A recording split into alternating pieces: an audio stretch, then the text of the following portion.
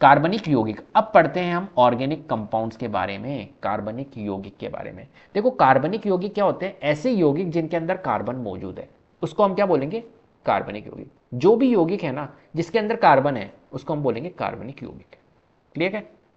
चलो, तो कार्बन की टेट्रावैलेंसी और कैटिनेशन अभी हमने देखा। टेट्रावैलेंसी तो क्या है, क्योंकि भैया उसके पास में संयोजकता 4 है, और 4 संयोजकता होने की वजह से वो क्या है, सबके साथ में एक तरह से बॉन्ड बना लेते हैं। और कैटिनेशन की क्षमता, कैटिनेशन की क्षमता अभी हमने पढ़ी थी। कैटिनेशन क्या होता है, हाँ अभी हमने कैटिनेशन पढ़ा था। क्या होती है कैटिनेशन की क्षमता, कि अन्य कार्बन परमाणुओं के साथ इजीली ये जुड़ सकता है और लंबी लंबी श्रृंखलाएं ये बना सकता है। तो बहुत सारे कार्बन के यौगिक हमारे यहाँ पर बन सकते हैं। तो कैटिनेशन और टेट्रावैलेंसी क्षमता के कारण ये बहुत अधिक संख्या में कार्बनिक यौगिकों का निर्माण कर सकते हैं, यौगिक बनाते हैं। पहले वैज्ञानिकों को लगता था कि कार्बनिक यौगिक केवल जीवित जीवों में ही बन सकते हैं। ये बहुत इंपॉर्टेंट है, एनसीईआरटी से ही लिया है मैंने, एनसीईआरटी में है ये। ठीक है, जो पहले वैज्ञानिक थे उनको ऐसा लगता था कि जो कार्बनिक यौगिक होते हैं, है ना, ऑर्गेनिक कंपाउंड्स जो होते हैं वो सिर्फ जीवित जीवों में ही बन सकते हैं। लेकिन इसे वाइटल फोर्स थ्योरी जो आई थी उसमें कहा गया था कि फेडरिक वोलर ने 1828 में इस धारणा को गलत साबित कर दिया। उसमें लिखा हुआ है कि फेडरिक वोलर जो थे वो 1828 में इस धारणा को इसने गलत कर, कैसे किया उन्होंने गलत, इसका प्रूफ भी है। उन्होंने क्या किया, अमोनियम साइनेट लिया, अमोनियम साइनेट, है ना, उससे यूरिया बनाकर उन्होंने दिखाया। ठीक है, और अगर यूरिया बन गया तो यूरिया में क्या होता है, कार्बन होता है। तो यूरिया बनाकर दिखाया कि कार्बनिक यौगिक कृत्रिम रूप से भी बनाए जा सकते हैं। यूरिया क्या होता है, यूरिया में कार्बन होता है। तो अमोनियम साइनेट से उन्होंने क्या करा, यूरिया बनाकर दिखाया, और उन्होंने बताया कि भैया देखो ऐसा नहीं है कि जीवित जीवों में ही बन सकते हैं कार्बनिक यौगिक, ऐसा नहीं है। कार्बनिक यौगिक को बनाने के लिए कृत्रिम रूप से भी इसे बनाया जा सकता है। उन्होंने इस थ्योरी को गलत साबित कर दिया। तो लेकिन कार्बन के कुछ यौगिकों को कार्बनिक रसायन में नहीं रखा जाता है। जो कुछ यौगिक होते हैं उनको ऑर्गेनिक केमिस्ट्री जो होती है उसमें नहीं रख सकते। कौन कौन से हैं, जैसे कि कार्बाइड है। ठीक है, कार्बाइड जो होते हैं, कार्बन डाइऑक्साइड या कोई दूसरे ऑक्साइड्स है, कार्बोनेट है, हाइड्रोजन कार्बोनेट है, बाइकार्बोनेट जिसे हम कहते हैं। ठीक है, इनको हम क्या करते हैं, इनको ऑर्गेनिक केमिस्ट्री में नहीं रखते। तो फिर किस में रखते हैं, इनको रखते हैं इनऑर्गेनिक केमिस्ट्री के अंदर। इन यौगिकों को अकार्बनिक रसायन जो होते हैं उनमें अध्ययन इनका किया जाता है, इन्हें ऑर्गेनिक केमिस्ट्री में नहीं रखा जाता है। कुछ यौगिक जो कार्बनिक यौगिक होते हैं, कुछ यौगिक को, जैसे कि कार्बाइड, ये मैंने कुछ बता दिए हैं, कार्बाइड, कार्बन डाइऑक्साइड, इनको हम ऑर्गेनिक केमिस्ट्री में कार्बनिक रसायन में नहीं रखते हैं।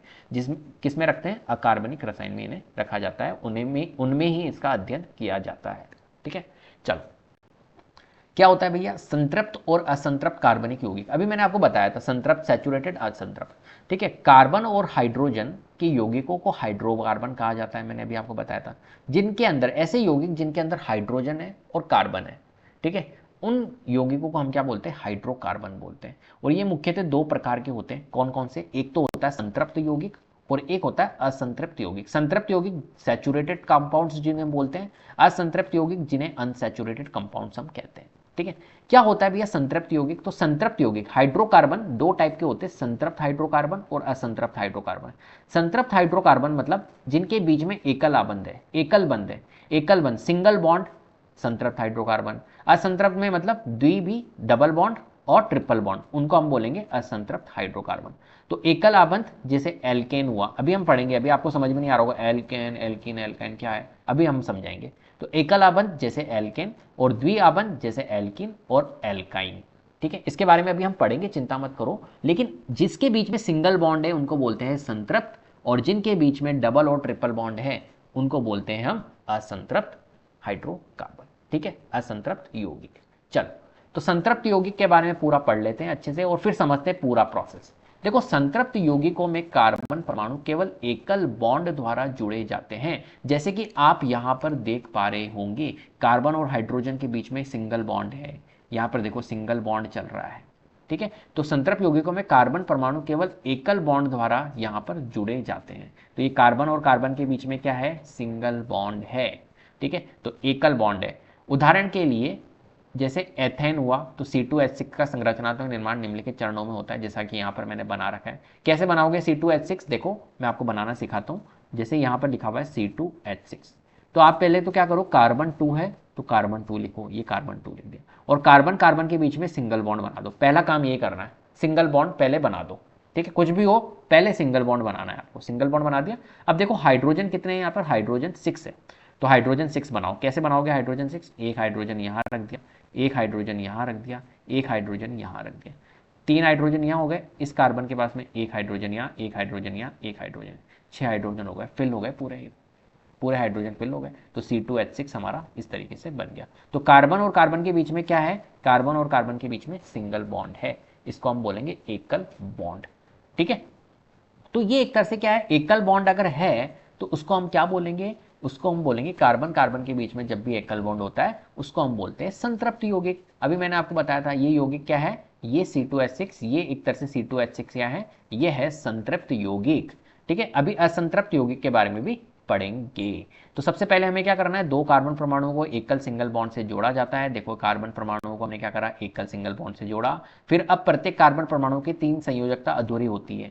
ठीक है, अब इस कार्बन के लिए 3 संयोजकता अधूरी है ना।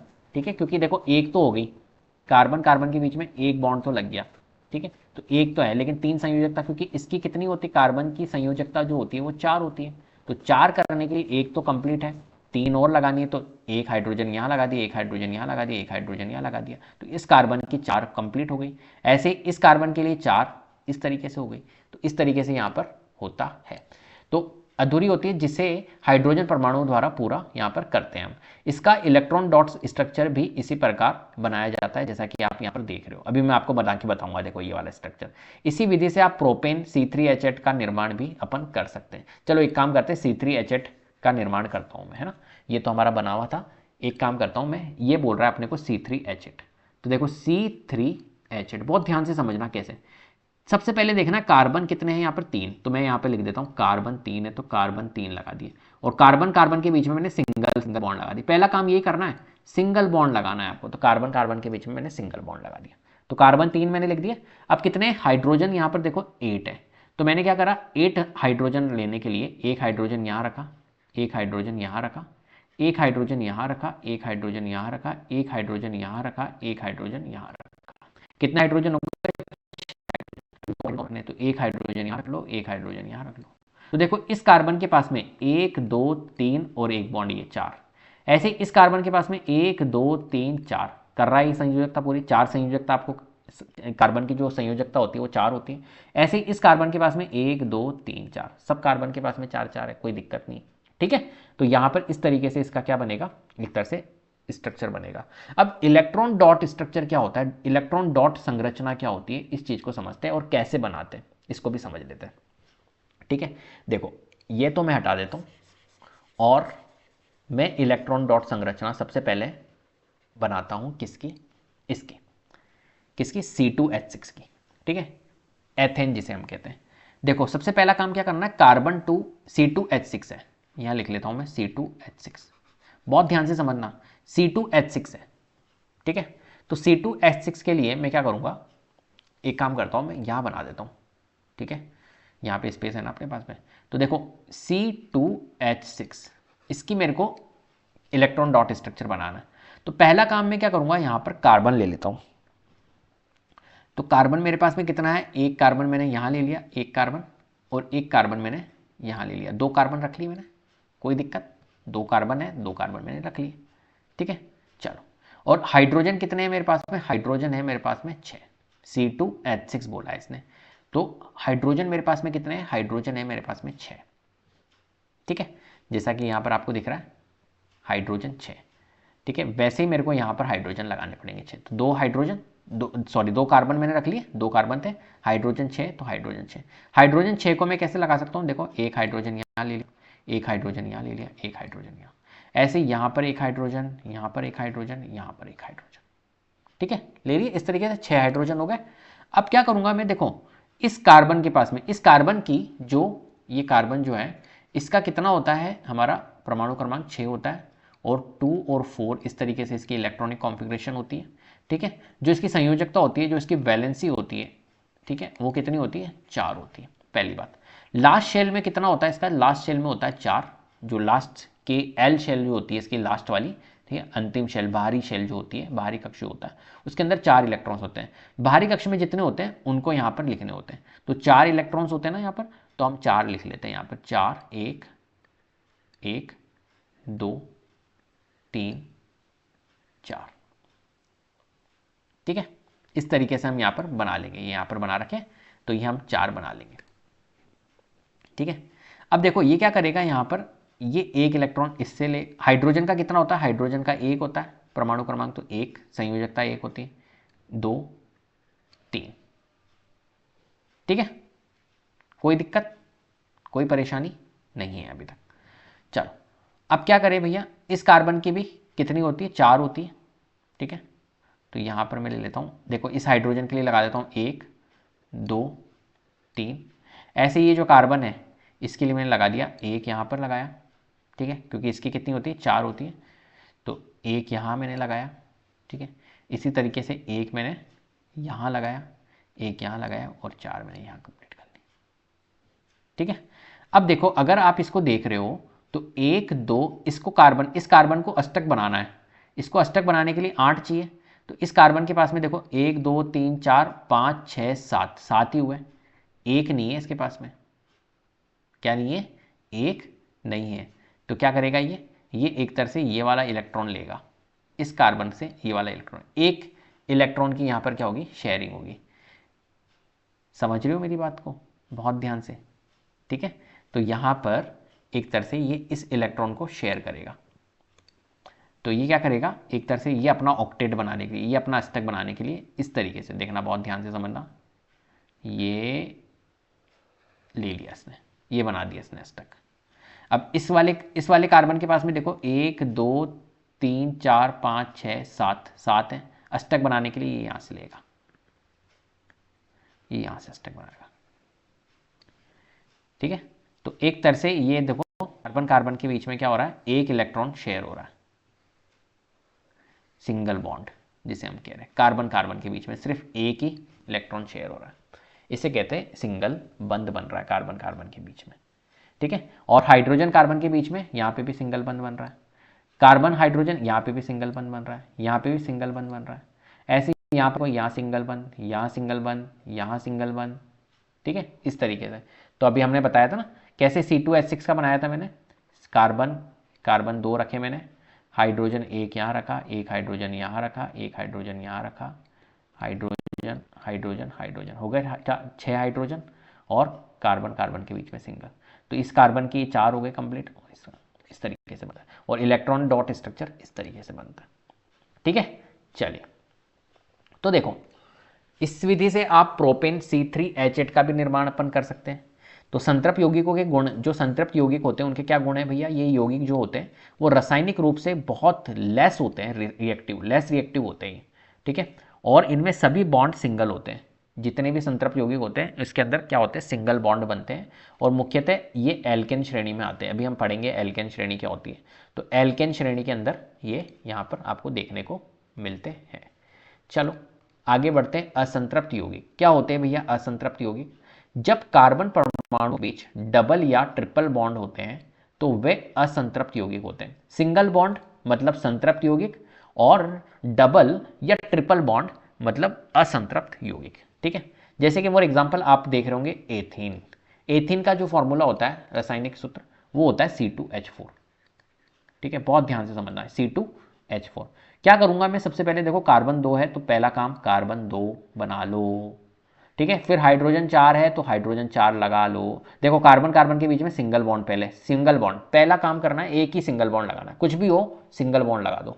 अब H4 करो तो हाइड्रोजन एक मैंने यहां दे दिया, एक हाइड्रोजन यहां दे दिया, ऐसे ही एक हाइड्रोजन मैंने यहां दे दिया, एक हाइड्रोजन मैंने यहां दे दिया, हो गए। तो H4 कंप्लीट हो गए, हाइड्रोजन भी 4 कंप्लीट हो गए।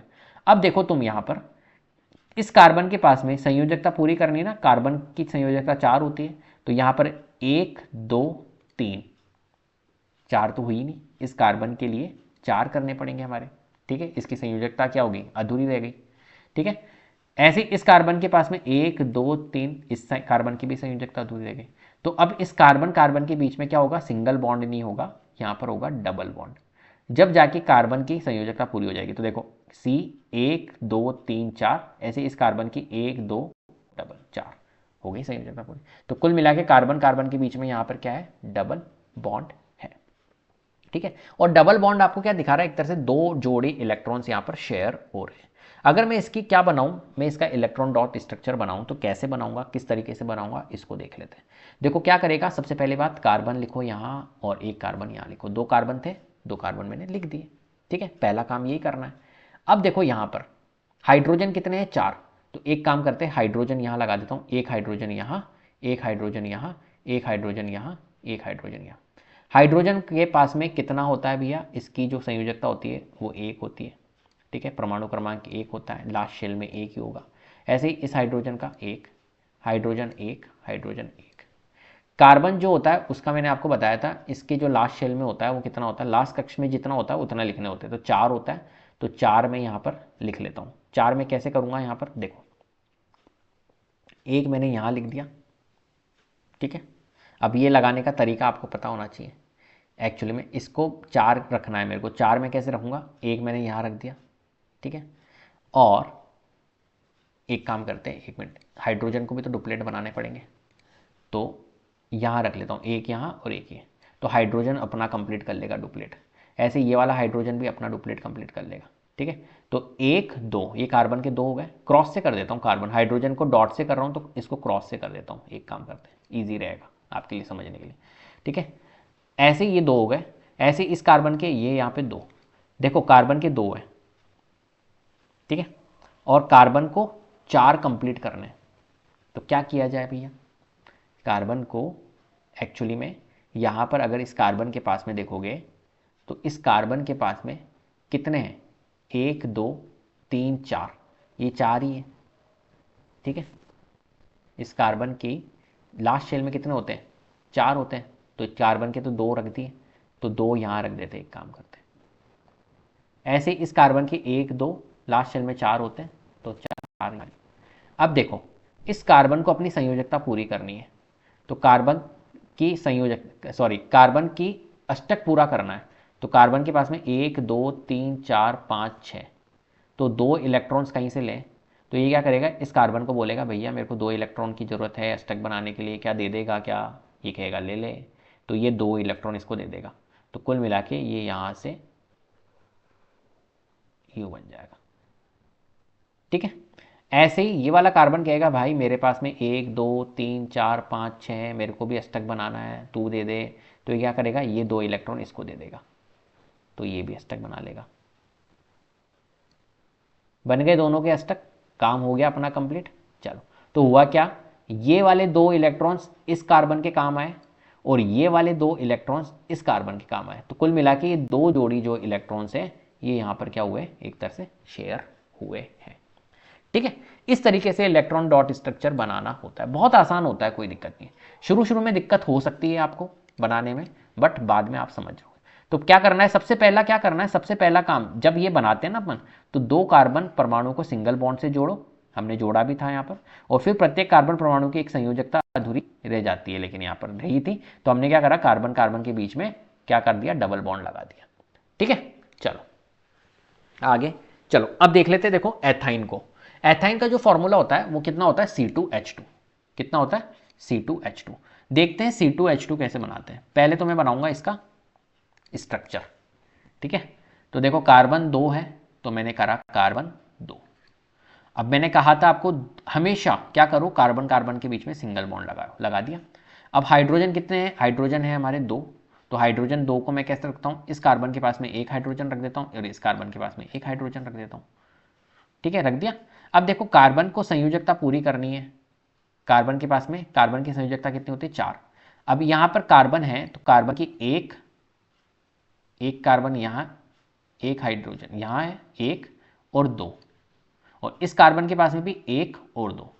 तो इस कार्बन को कितनी रिक्वायरमेंट है अपनी संयोजकता पूरी करने के लिए, 2 की रिक्वायरमेंट है। तो अब 2 की रिक्वायरमेंट है तो 2 कहाँ रखेंगे, कार्बन कार्बन के बीच में एक काम करते हैं, रख लेते हैं 2 एक्स्ट्रा। तो कार्बन कार्बन के बीच में कितने हो गए, ट्रिपल बॉन्ड हो गया। तो अब इस कार्बन की संयोजकता पूरी हो जाएगी। देखो ये कार्बन है, 1 2 3 और 1 4। ऐसे ही इस कार्बन को अपनी संयोजकता पूरी करने, 1 2 3 4, तो 4 हो गई। तो कुल मिला के कार्बन कार्बन के बीच में हमारे को ट्रिपल बॉन्ड रखना होगा, जब जाके ये पूरा होगा। तो इथाइन जो होता है वो C2H2, उसका ऐसे बनता है हमारा स्ट्रक्चर। ठीक है, इलेक्ट्रॉन डॉट स्ट्रक्चर कैसे होगा, इस चीज को भी समझ लेते हैं। चलो इसको हटा देता हूँ, इसका इलेक्ट्रॉन डॉट स्ट्रक्चर बनाते हैं। ठीक है, तो पहला काम तो क्या करना है, ये कार्बन रखो और यहाँ अपने कार्बन रखो, रख दिया कार्बन। हाइड्रोजन कितने हैं यहाँ पर, हाइड्रोजन है 2, तो हाइड्रोजन 2 रख लो, कहीं पे भी रख लो कोई दिक्कत नहीं है। जैसे फॉर एग्जांपल मैंने यहाँ रख लिया हाइड्रोजन इसके पास में, और इसका हाइड्रोजन यहाँ रख लिया। अब इस हाइड्रोजन का डॉट यहाँ रख लिया मैंने, इस हाइड्रोजन का 2, क्योंकि इसका परमाणु क्रमांक 1 होता है, लास्ट शेल में 1 ही होता है, तो मैंने यहाँ पे 1 रख लिया। ठीक है, और ऑक्सीजन का कितना होता है, ऑक्सीजन का लास्ट शेल में कितने होते हैं, ऑक्सीजन के सॉरी कार्बन के लास्ट शेल में कितने होते हैं, 4। ठीक है, 2 4 6 होता है ना, तो कार्बन के लास्ट शेल में कितने होते हैं, 4 होते हैं। तो 4 को मेरे को बनाना है, यहाँ पे 4 रखने पड़ेंगे। तो मैं 4 कैसे रखूंगा, देखो यहाँ पर 1 रख लेता हूँ। ठीक है, और 1 यहाँ रख लेता हूँ, 2 3। ठीक है, इस तरीके से रख लिया 3, और कहाँ रख लेते हैं। अब देखो एक ये तो इससे शेयर कर लेगा, कोई दिक्कत नहीं है, हाइड्रोजन का तो काम हो जाएगा। ठीक है, अब देखो यहाँ पर 1 है, 2 है, 3 है, 4 है। ठीक है, टोटल कितने हुए, 4। और इसको अष्टक बनाना है ना, इसको कितना बनाना है, अष्टक बनाना है। अष्टक बनाने के लिए किसकी रिक्वायरमेंट होगी, इसको जरूरत होगी 4 की रिक्वायरमेंट होगी। अभी देखो ये 3 है, और इस कार्बन के पास में मेरे को 4 रखने हैं। ठीक है, तो एक काम करता हूँ मैं, एक काम मैं कर सकता हूँ यहाँ पर, क्या कर सकता हूँ बताओ, मैं यहाँ पर कर सकता हूँ कि यहाँ पर एक क्रॉस में रख लेता हूँ। ठीक है, तो ये कार्बन की क्या हो गई, लास्ट शेल में कितने हो गए इसके, 4 हो गए। ठीक है, ऐसे ही इस कार्बन के पास में रखूंगा, तो इस कार्बन के पास में एक काम करते हैं, यहाँ रखने से तो गड़बड़ हो जाएगी, फिर मैं इसको बॉन्ड नहीं बना पाऊंगा। ठीक है, कभी भी करो ना, तो देखो यहाँ पर आपको पता है कि यहाँ पर ट्रिपल बॉन्ड बनेगा। ठीक है, पहले तो आप काम काम करो, इस तरीके का फिगर बना लो। ठीक है, इसकी ऐसी संरचना बना लो, ऐसी संरचना से आपको पता चल गया कि यहाँ पर ट्रिपल बॉन्ड बनेगा। तो आप क्या करो, कार्बन के यहाँ पर इस जगह ट्रिपल बॉन्ड इस तरीके से कर दो, ऐसे इस कार्बन के यहाँ 3 इस तरीके से कर दो, और एक को आप यहाँ लगा दो, हो गया 4। अब क्या करेगा ये इजीली हो जाएगा आपके लिए। ठीक है, तो यहाँ पर देखो, इस कार्बन को अगर अपना अष्टक पूरा करना है, तो देखो 1 2 3 4 5 6 7 8, तो ये क्या करेगा, इस कार्बन को बोलेगा ले यार ये वाले 3 जो है ना वो दे दे मेरे को, तो ये अपना अष्टक इस तरीके से पूरा कर लेगा। ऐसे ये कार्बन जो है ये क्या करेगा, अपना अष्टक पूरा करने के लिए ये कहेगा कि यार मेरे पास में 1 2 3 4 5 है, 3 मेरे को ये वाले दे देते हैं, तो मेरा भी अष्टक पूरा हो जाएगा, तो ये दे देगा। इस तरीके से ये अष्टक पूरा करते हैं अपना। ठीक है, तो कभी भी है ना, जब भी आपको इलेक्ट्रॉन डॉट स्ट्रक्चर बनाना हो, तो पहले ये वाली संरचना बना लो, इससे आपको क्या होगा, इससे बॉन्ड पता चल जाएगा कि कौन सा बॉन्ड लगेगा, कौन सा द्विबंध। एक बार वापस से मैं समझा देता हूँ, इसको थोड़ा सा क्लियर कर देता हूँ। ठीक है, नहीं तो बहुत ज़्यादा कंफ्यूजन होगा। देखो पहले तो मेरे को क्लियर हो गया कि इनके बीच में C2H2 था, तो C2H2 के लिए पहले ये फिगर बना लो, संरचना बना लो, बना लिया। इससे ये क्लियर हो गया कि मेरे कार्बन और कार्बन के बीच में 3 बॉन्ड होंगे। ठीक है, अब क्या करो आप, कार्बन और कार्बन मैंने लग दिया, कार्बन और कार्बन, और हाइड्रोजन यहाँ पर 2 है, तो हाइड्रोजन मैंने यहाँ रख दिया, एक हाइड्रोजन मैंने यहाँ रख दिया। अब मैंने क्या करा, यहाँ पर हाइड्रोजन के लिए एक डॉट मैंने बना दिया, क्योंकि हाइड्रोजन का 1 ही होगा, और यहाँ पर हाइड्रोजन के लिए 1। ठीक है, परमाणु क्रमांक 1 होता है, लास्ट शेल में 1 होता है। अब कार्बन के पास में चलते हैं। अब कार्बन के लिए मैंने आपको बताया था 3 बॉन्ड अगर है तो यहाँ भर दो 3, जिससे कि मैं बॉन्ड इजीली बना पाऊँ।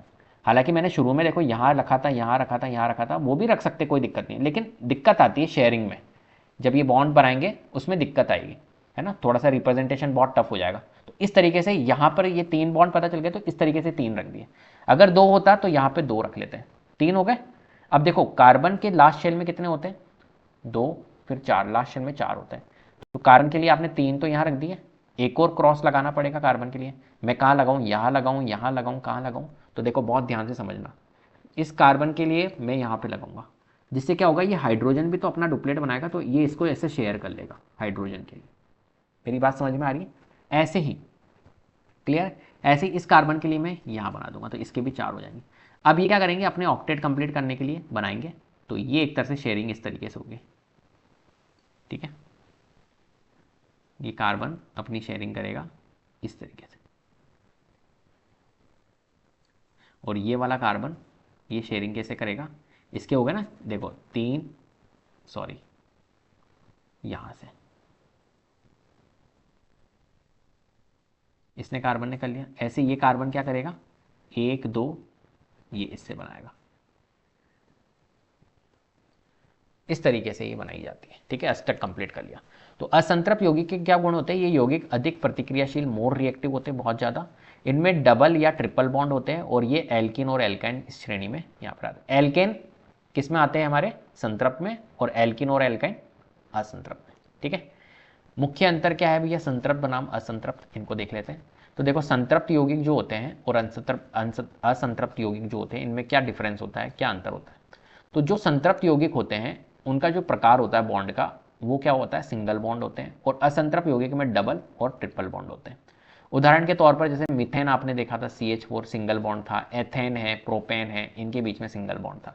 ऐसे असंतृप्त C2H4, एथीन, एथाइन, इनमें डबल बॉन्ड होता है, ठीक है, या ट्रिपल बॉन्ड होता है, तो उसको असंतृप्त बोलते हैं। जो संतृप्त यौगिक होते हैं वो बहुत कम सक्रिय होते हैं, है ना, कम क्रियाशील होते हैं, जबकि असंतृप्त यौगिक जो होते हैं वो अधिक सक्रिय होते हैं। एल्केन इस श्रेणी में आते हैं, और एल्किन और एल्काइन वो इस श्रेणी में आते हैं, ठीक है। निष्कर्ष यही निकलता है भैया, संतृप्त यौगिकों में केवल सिंगल बॉन्ड होते हैं और ये कम प्रतिक्रियाशील होते हैं, जबकि असंतृप्त यौगिक जो होते हैं उसमें डबल और ट्रिपल बॉन्ड होते हैं और ये बहुत ज़्यादा प्रतिक्रियाशील होते हैं। एल्केन, एल्किन और एल्काइन कार्बन और हाइड्रोजन के मुख्य यौगिक है।